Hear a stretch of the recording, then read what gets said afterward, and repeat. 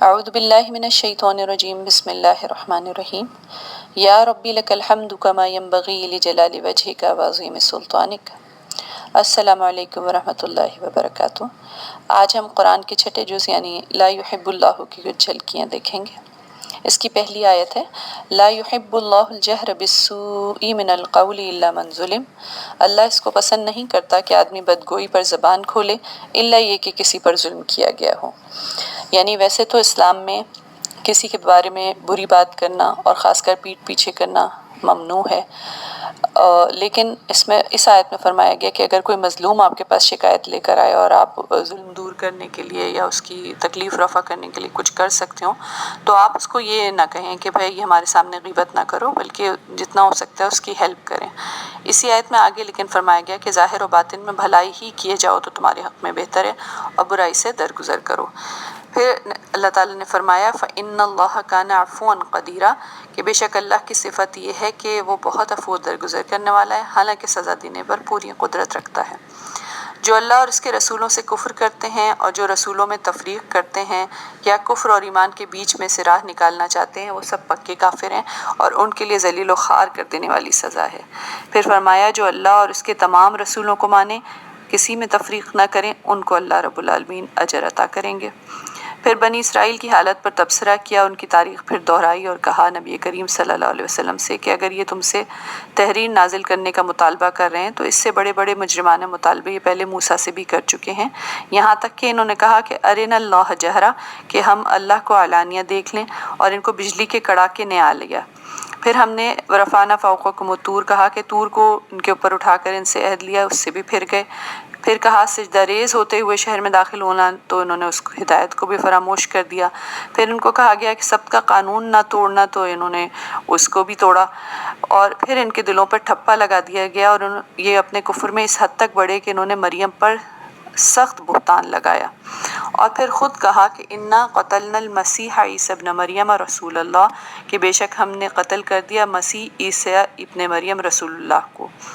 لیکن اللہ تعالیٰ آگے جا کے فرماتے ہیں وما قتلوہ وما صلبوہ ولکن شبہ لہم کہ انہوں نے نہیں قتل کیا، نہ انہوں نے صلیب چڑھایا، بلکہ معاملہ ان کے لیے مشتبہ بنا دیا گیا۔ پھر اس کے بعد اللہ تعالیٰ فرماتا ہے وَإِن مِّنْ أَهْلِ الْكِتَابِ إِلَّا لَيُؤْمِنَنَّ بِهِ قَبْلَ مَوْتِهِ اور اہل کتاب میں سے کوئی نہیں ہوگا جو اس کی موت سے پہلے اس پر ایمان نہ لے آئے۔ اور اس کی ایک دوسری تفسیر مفسرین نے یہ بتائی ہے کہ اہل کتاب میں سے کوئی نہ ہوگا جو اپنی موت سے پہلے اس پر ایمان نہ لے آئے، اور مفسرین یہ کہتے ہیں کہ یہ دونوں ہی تعویلیں صحیح ہو سکتی ہیں، اور اس کا جو اصل مطلب ہے وہ اللہ رب العالمین ہی جانتا ہے۔ اس کے بعد یہودیوں کے ظالمانہ رویے کا پھر ذکر ہوا ہے کہ یہ اللہ کی راہ سے جیسے ناخن والے جانور اور گائے بکری کی چربی تک ان کی شریعت میں حرام ہے، تو اللہ نے کہا یہ ہم نے ان کو سزا دی ہے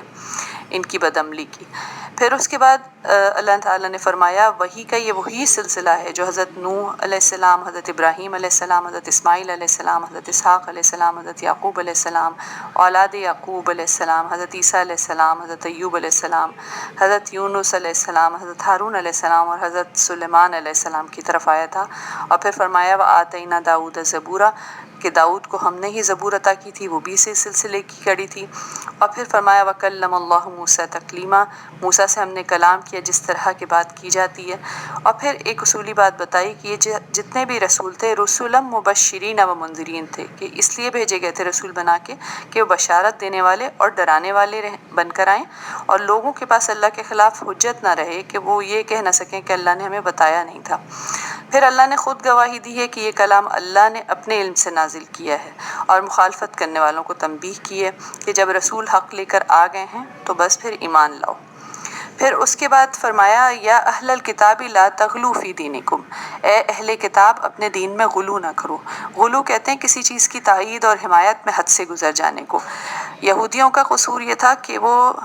مسیح عیسیٰ ابن مریم کی مخالفت میں حد سے گزر گئے تھے، اور عیسائیوں نے یہ غلطی کی کہ وہ ان کی حمایت اور ان کی محبت میں حد سے گزر گئے، یہاں تک کہ ان کو خدا بنا ڈالا۔ تو آگے اللہ تعالیٰ فرماتا ہے انما المسیح عیسی ابن مریم رسول اللہ و کلمتہ کہ مسیح عیسیٰ ابن مریم ہیں بے شک وہ اللہ کے رسول ہیں اور اس کا ایک کلمہ ہے، یعنی اس کی ایک نشانی ہے۔ ولا تقولوا ثلاثہ اور ہرگز نہ کہو کہ تین تھے، یا 3 ہے، انما اللہ الہ واحد، بے شک تمہارا اللہ جو ہے وہ واحد معبود ہے، عبادت کے قابل ہے۔ پھر اس کے بعد آگے اللہ تعالیٰ فرماتا ہے لن یستنکف المسیح ان یکون عبدا للہ،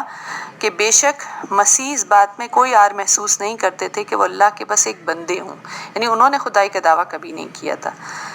پھر آگے اللہ تعالیٰ نے فرمایا یا ایھا الناس قد جاءکم برہان من ربکم وانزلنا الیکم نورا مبینا، اے لوگو ہم نے تمہاری طرف برہان اتار دیے، اپنے رب کی طرف سے تمہارے پاس برہان یعنی ایک روشن دلیل آ گئی ہے، اور انزلنا الیکم نورا مبینا، اور ہم نے نازل کر دیا تمہاری طرف بہت واضح نور، بہت صاف نور اتار دیا ہے۔ تو جو اللہ کی بات مان لیں گے اور اس کی پناہ ڈھونڈیں گے، ان کو وہ اپنی رحمت اور اپنے فضل و کرم کے دامن میں لے لے گا اور اپنی طرف آنے کا سیدھا راستہ ان کو دکھا دے گا۔ یہاں آخری جو آیات ہیں سورہ نساء کی، اس میں کلالہ کے بارے میں حکم بتایا گیا ہے، اور حضرت ابوبکر کا کہنا ہے کہ کلالہ ایسے لاولد آدمی کو کہتے ہیں، یعنی جس کی اولاد بھی نہ ہو اور اس کے باپ دادا بھی زندہ نہ ہوں، اس کی جائیداد کی تقسیم کا جو فارمولا ہے وہ یہاں پہ بتایا گیا ہے۔ علم المیراث جو ہے وہ کہنا چاہیے سب سے ایسے علوم میں سے ہے کہ مشکل علوم میں سے ہے، اللہ تعالیٰ ہمیں اس کی بھی سمجھ عطا کرے۔ یہاں پر یہ سورہ نساء ختم ہوئی ہے اور اس کے بعد سورہ مائدہ شروع ہوئی ہے، جس کی پہلی آیت ہے یا ایھا الذین آمنوا اوفوا بالعقود، اے لوگوں جو ایمان لائے ہو بندشوں کی پابندی کرو، یا اس کو یوں کہہ سکتے ہیں کہ فلفل یور اوبلیگیشنز۔ حلال اور حرام کے بارے میں پھر بتایا گیا ہے یہاں کہ حرام کی حالت میں شکار نہ کرو، اللہ کے شعائر کا احترام کرو، اور جو زائرین حرم ہیں ان کو نہ چھیڑو، قربانی کے جانوروں سے تعرض مت کرو۔ اب کافروں نے مسجد حرام کا راستہ اس وقت مسلمانوں پہ بند کر رکھا تھا، تو مسلمانوں کو یہ کہا گیا کہ تم زیادتی نہ کرو، تم یہ بدلہ لینے کے لیے ایسا مت شروع کر دینا کہ تم بھی کافروں کو حرم جانے سے روکنے لگو۔ جن جانوروں کے گلے میں پٹے پڑے ہوئے ہیں کہ وہ قربانی کے جانور ہیں، یا جو لوگ جا رہے ہیں حرم کی طرف، تو ان کو جانے دو۔ اس کے بعد اصولی بات بتائی کہ وَتَعَاوَنُوا عَلَى الْبِرِّ وَالتَّقْوَىٰ وَلَا تَعَاوَنُوا عَلَى الْإِثْمِ وَالْعُدْوَانِ، کہ نیکی اور تقویٰ کے کاموں میں سب سے تعاون کرو، لیکن برائی اور زیادتی کے کاموں میں کسی سے تعاون نہ کرو۔ پھر اس کے بعد سوال ہوا کہ حلال کیا ہے، تو جواب میں اللہ تعالیٰ نے یہ بتایا کہ حرام کیا ہے۔ مردار، خون، سور کا گوشت اور وہ جانور جو غیر اللہ کے نام پہ ذبح کیا گیا ہو وہ حرام ہے۔ پھر گلا گھٹ کر، چوٹ کھا کر، بلندی سے گر کر یا ٹکر کھا کر کوئی ایکسیڈنٹل ڈیتھ ہوئی کسی جانور کی، وہ حرام ہے۔ یا درندے نے پھاڑ کھایا یا کسی اور آستانے پہ ذبح کیا گیا تو وہ حرام ہے۔ پھر اس کے بعد لیکن اس کی تفسیر میں مفسرین یہ لکھتے ہیں کہ یہ سب جو حرام ہے یہ طبی نقصانات کی وجہ سے حرام نہیں ہے، بلکہ ان کے اخلاقی نقصانات ہیں جن کی وجہ سے یہ حرام ہے۔ لیکن اللہ تعالیٰ نے سمجھے کرائیٹیریا چینج کر دیا۔ پہلے ہوتا یہ تھا کہ لوگ یہ سمجھتے تھے کہ حلال کی جو فہرست ہے، جو لسٹ ہے، وہ ہمیں مل جائے اور باقی سب چیزیں حرام ہوں گی، لیکن اللہ تعالیٰ نے کہا نہیں،